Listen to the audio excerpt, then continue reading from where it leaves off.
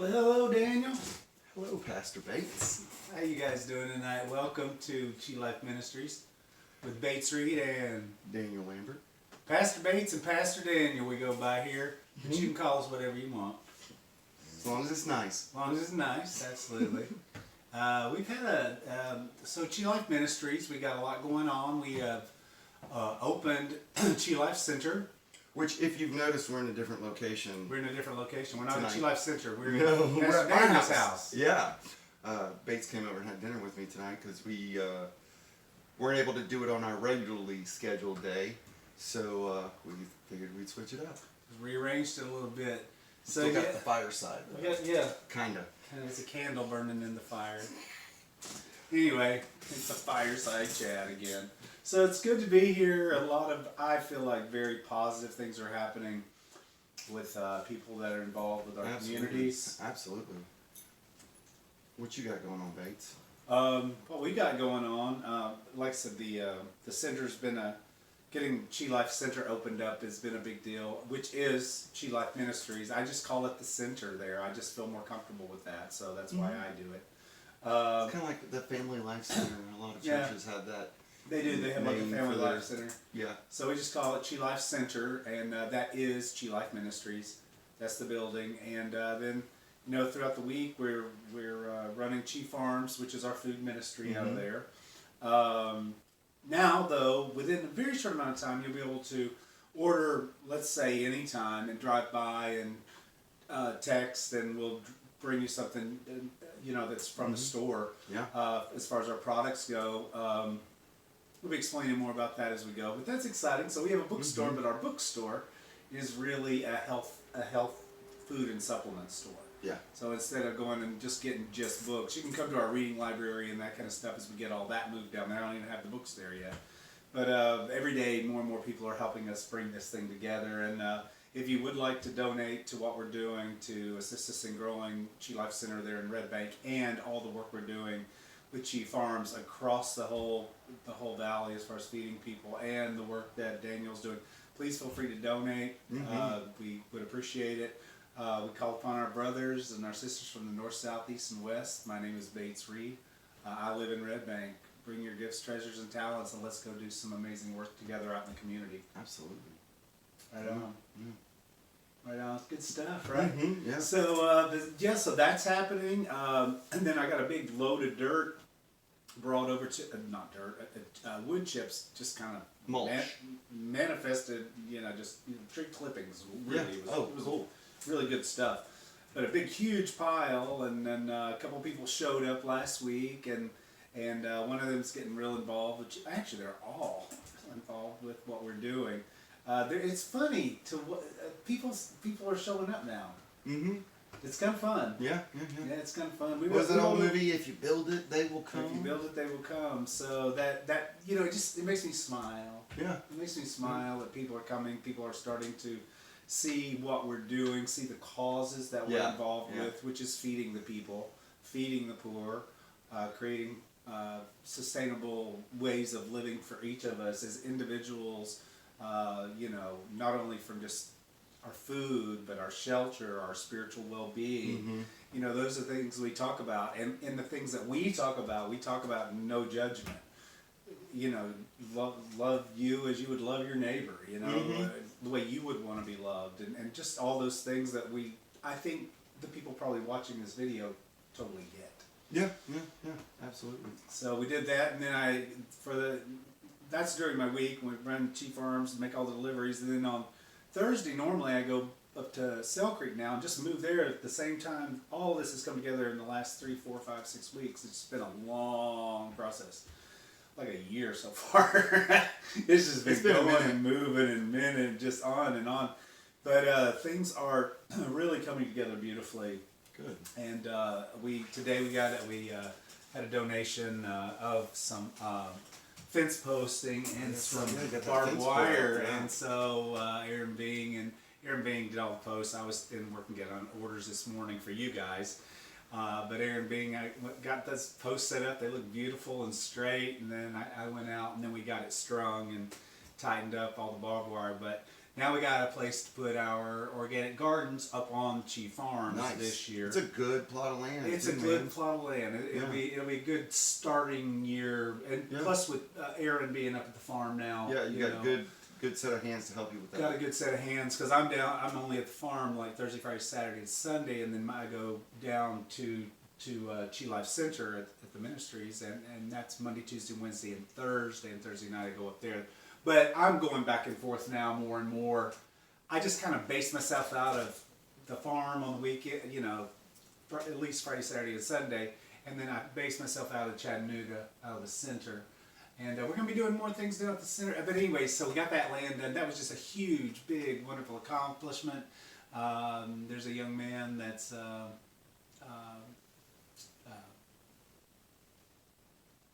apprenticing with me now. I couldn't think of the word. Apprenticing with me now, which I'm extremely inspired by.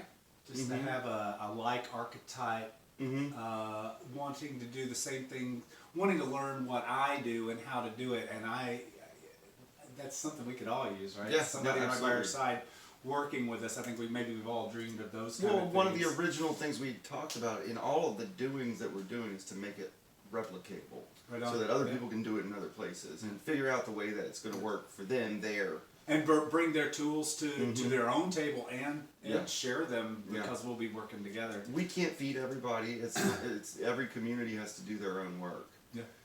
But they can, what we're doing, they can learn from us, and Yeah. then we can learn from them too. Because I know that other people are doing stuff that Yeah. we wouldn't have even thought of. Absolutely. Yeah. Absolutely. Yeah. And that's what's beautiful, in running an organization like we're doing is, or let's not running, holding space for an organization Yeah. like we are, that we're evolving into. Because it's kind of building itself. We're not really doing anything. It's going to build itself. Yeah. And it's funny when somebody says, well, what do you see? I'm like, well, let's just put it this way. Usually the way I think I see it is not the way it turns out, but Yeah. it's the same thing. Yeah. It happens. It just doesn't look like the way you thought You it get would the get there. essence of it, but you totally miss the details sometimes. Right? Yeah, you just miss the details. Well, that ain't it. And Yeah. then, one of those big spiritual lessons is don't ask how or why. Yeah. Just go give me guidance. Ask for the essence of Ask it. for the essence of it and let it evolve. And you Yeah. can't get worried about how or why something's going to happen because worry does you no good. It does nothing except interrupt the flow of what's coming back to you Well, and that you've asked for. to use some Christian language to talk about that, like, God is omnipresent, right? So if Right. God is present within everything and everywhere, then God knows, the universe knows, spirit, source, our higher self, however we want to frame that, the great mystery, whatever it is, that it knows what you like. Absolutely. It already knows. Because man. it's you. 'Cause It's it not, is you. and that's not me saying that, trying to be blasphemous and saying that you're Jesus or anything like that. But it's that you and God can't be separated from each other. That's right.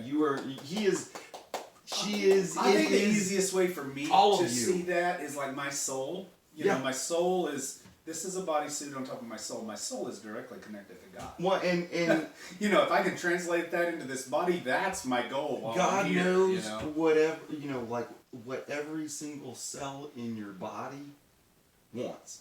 Absolutely. And so all you got to do is give out the essence of it. Focus on the essence of it. Absolutely. Claim the essence of it. Stick to the essence of it. And the essence is the beauty, the feeling, the thing you get out of it that just makes it so amazing. Well, in a lot of ways, it's our values. Because that's absolutely. what we want. We want accountability. We want integrity. We want impeccability. We want sustainability.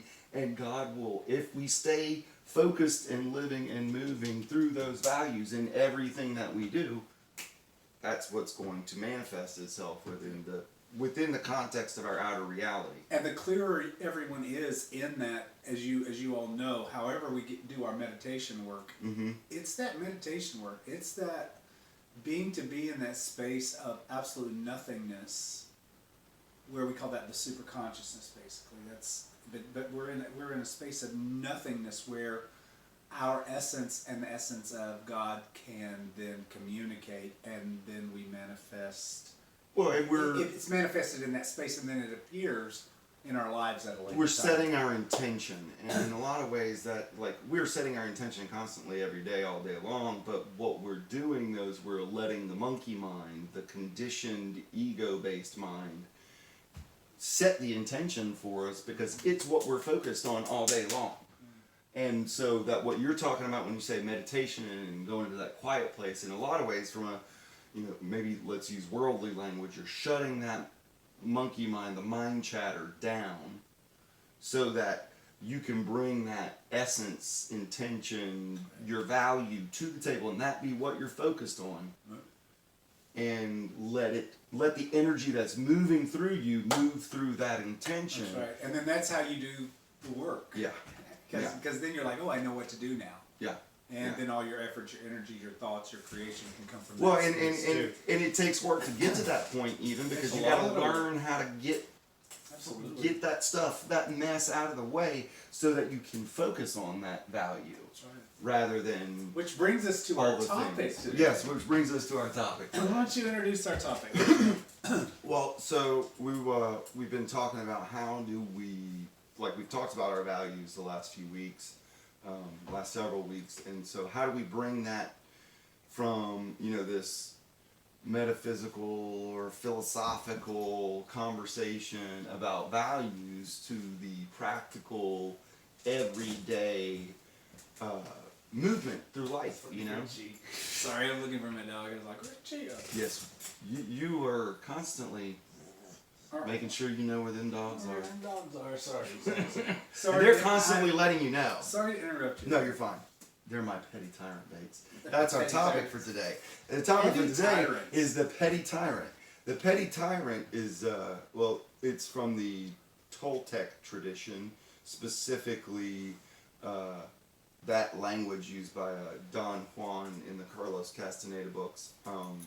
I personally, having grown up in Latin America, find the Toltec tradition teachings, both Don Juan and then Don Miguel, his kids, like there's several of them out there that I really like. Having grown up in Latin America, I can really relate to them because it's got that Latin flair to it, I guess you'd say. Sure. The petty tyrant, though, is the character in our lives that, if we look at it from the worldly point of view, they would be like our arch nemesis, our enemy, that person at work that gossips about us, that person that we're always going home mad at, or that gets on our nerves, and we're in the world, we're taught to fight against this person, to label them as the bad person, to label them as an asshole, whatever language we use. What the Toltec tradition talks about, though, is taking that and changing it and making it to where these people are going to be in your life no matter what. Our whole culture, in a lot of ways, is built on setting yourself against other people. You're competing against everyone in school and work, with relationships. Divide and conquer. Yeah, and it's the whole divide and conquer thing. So rather than looking at all these people in our lives as someone that we're working against, we look at them as a tool or as a mirror or as that thing that we see. I can't change that person. It's not my job to change that person. If I was going to be changing people, I will be spending my whole life changing everybody else, because everybody else is going to somehow trigger me, make me mad. I mean, this is a good study skill, is like when you run across something like that and you don't judge them. Mm-hmm.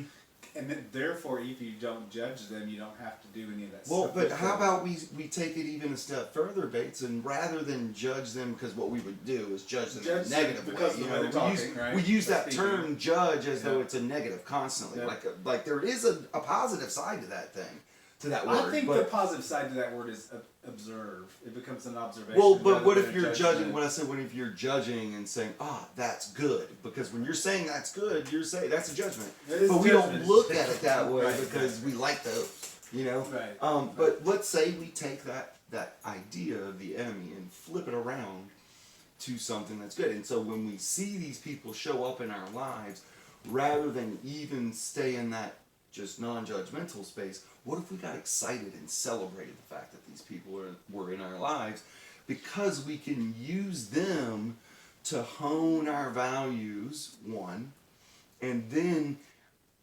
life that is successful is always life that is the most adaptable. So rather than trying to control them, rather than trying to instill change in them to get where you want to go, because it ain't about them, we're not trying to change them or move them or do anything. We're taking responsibility of who we are. So it's all about where I want to go, because I'm either moving through space or I'm moving through time. And so there's this petty tyrant that's saying, I'm going to trigger the crap out of you.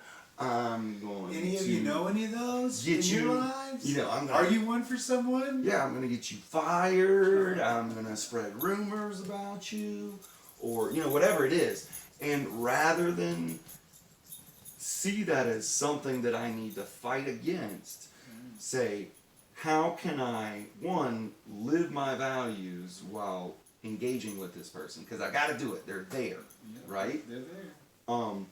How can I hone my values and use those values to get to where I'm going? And how can I be adaptable in the moment, being present with what's alive in the moment, and move through it with my values, trusting and knowing that by sticking to my values and using this person as a mirror to keep me grounded in my values, how do I get to that place? And it's not something that I can predict. Yeah. It's not something that I can plan. Yeah. Because I can't, because I'm dealing with another sentient, free will choosing human being that I'm agreeing no longer to seeing them as an enemy, but seeing them as a co-creator in me moving to where I'm going. Yeah. And that's the hard part, because most of us look at, let's take the context of the current social, cultural environment and look at, we are completely divided in these left, right, good, evil, camps with each other, and we choose to not see the gray areas. We choose to not see where we're actually in agreement in a lot of things, simply because we are screaming at each other, whatever the opposite side of each ideology is in that moment, whatever's popular to scream at each other about in that moment. And how can we... That's the word petty. Yeah, no, absolutely. And so how do we frame...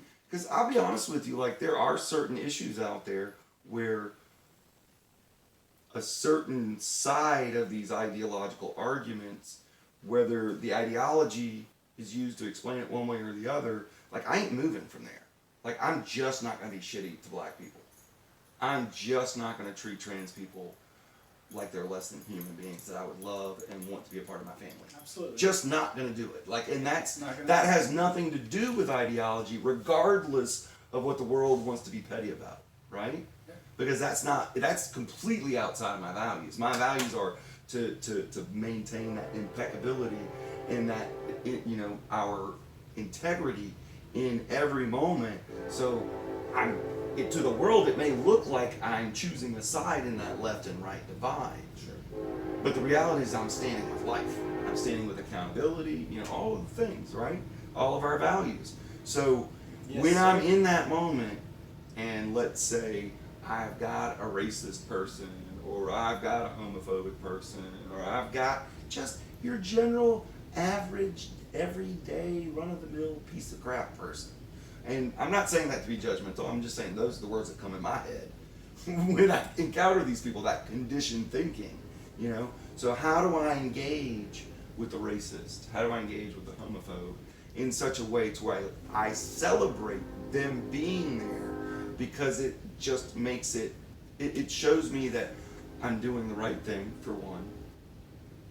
And because life wouldn't give me conflict or contrast on an issue if it wasn't wanting me to fine-tune who I am. Try to grow a little bit. Yeah, no, right? So these people are there, and we're moving in our direction. So how do we use that spiritual Aikido, use that movement of energy rather than in conflict, but in just shaping the change around us. That's right.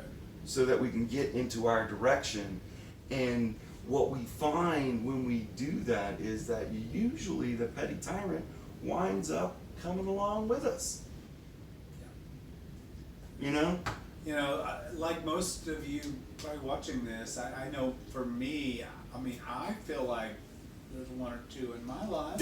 Yeah. No, absolutely. And I don't want to walk on marbles around anybody by any means. I need to stand in my integrity and be who I am, just like you would want to be like who you are. You don't want to bow down to people when they're being tyranty, like petty tyrants of whatever that reason is. It's a great word, isn't it? Yeah, it is. It kind of speaks it all.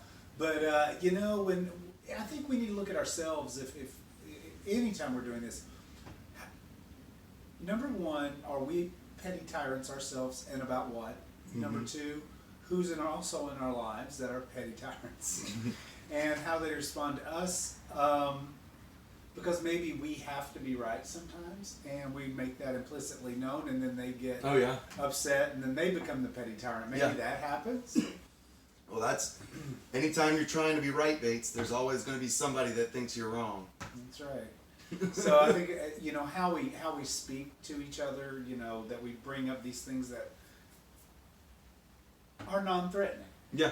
In our general conversation with people that might push our buttons, and then I believe we use our spiritual tools that we've been working on our entire life, that we've been sticking in the spiritual tool bag, and the things that we talk about here, like how do you deal with someone who just called you names and is dragging you through the mud, and they're looking at you like they want to hit you, while still living your values and knowing the direction that you need to go in order to get where you know you need to go. So what you do is you take your Dragon Ball Z, you'll take your energy and you'll move it around. Yeah, well, and that's the thing. That's where it becomes about adaptability. It becomes about, so it's inner work. It's not about me trying to change that person.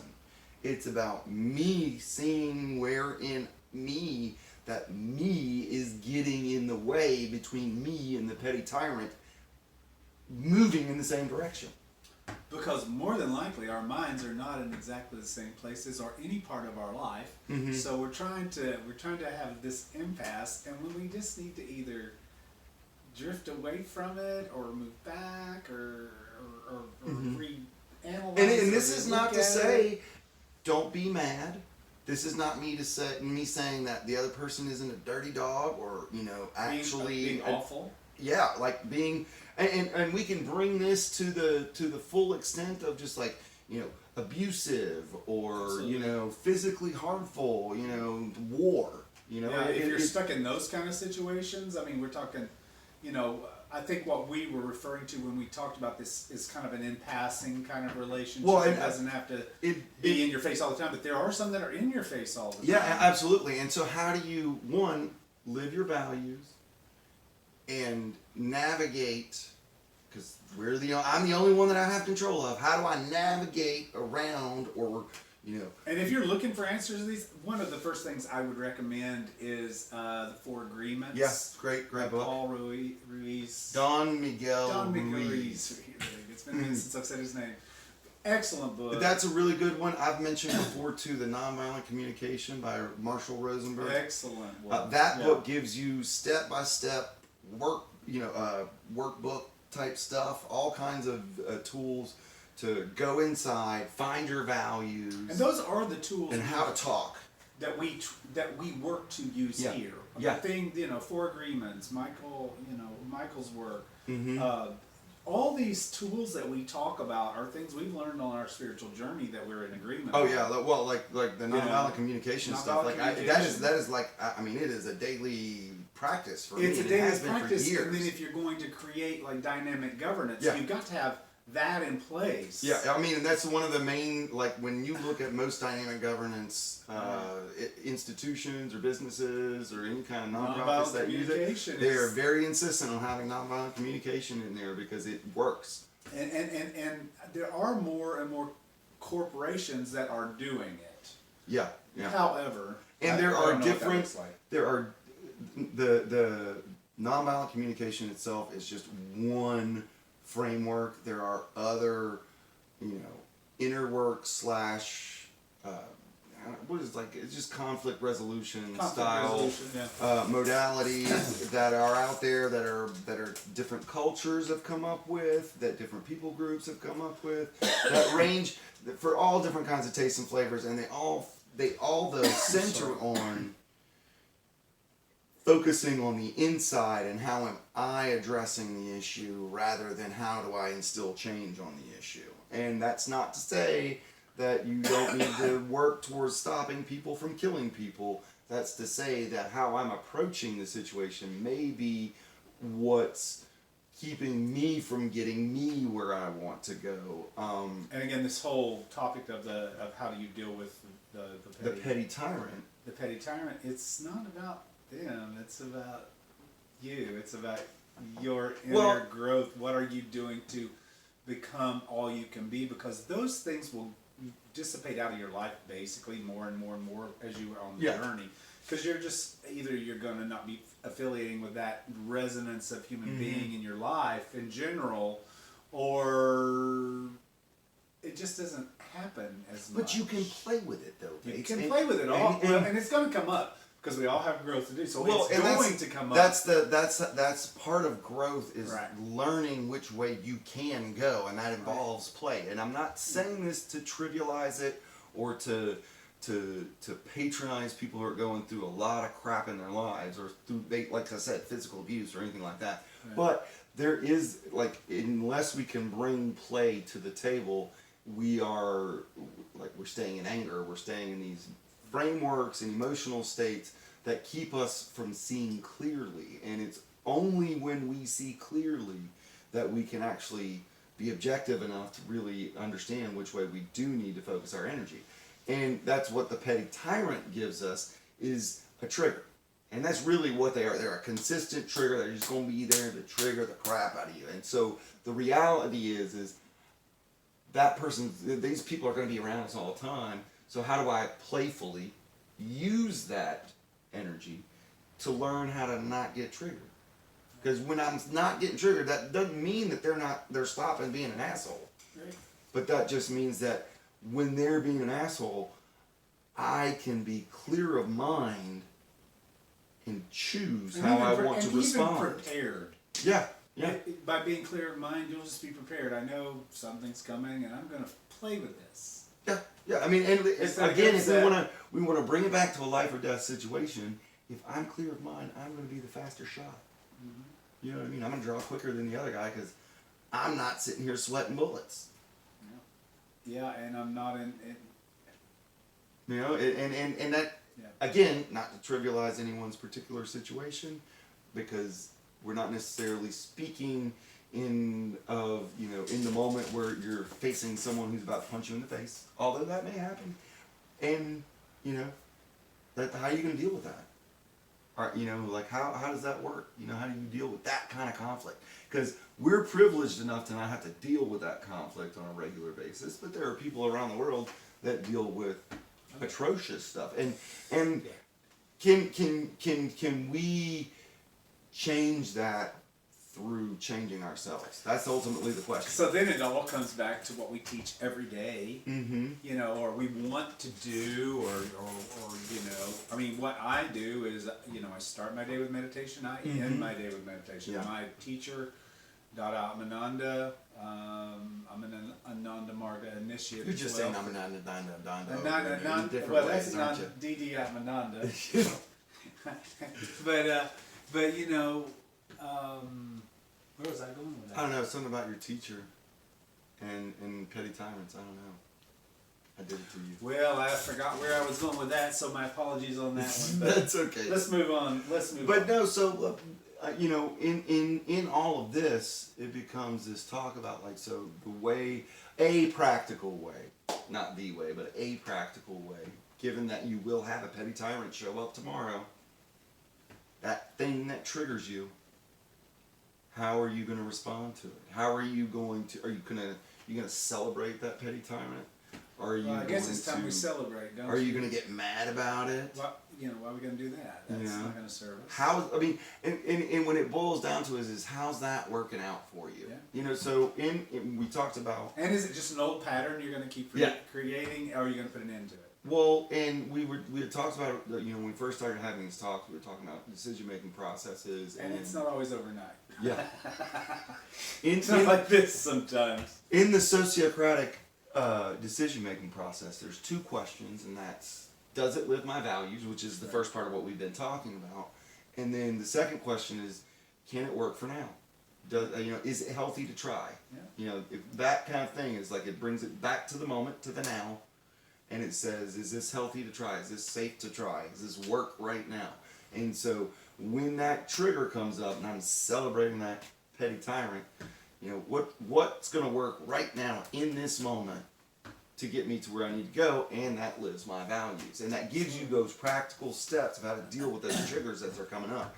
Use those two questions. I mean, like I said, it's funny because we think of it as a decision-making process for different people in social groups, but it's also something that can be done on the individual level, on the internal level, because we're confronted with those day-to-day moments, and those are the questions that we're asking ourselves. We are asking ourselves. So when we do a podcast, our ministry itself, this is what we're working on.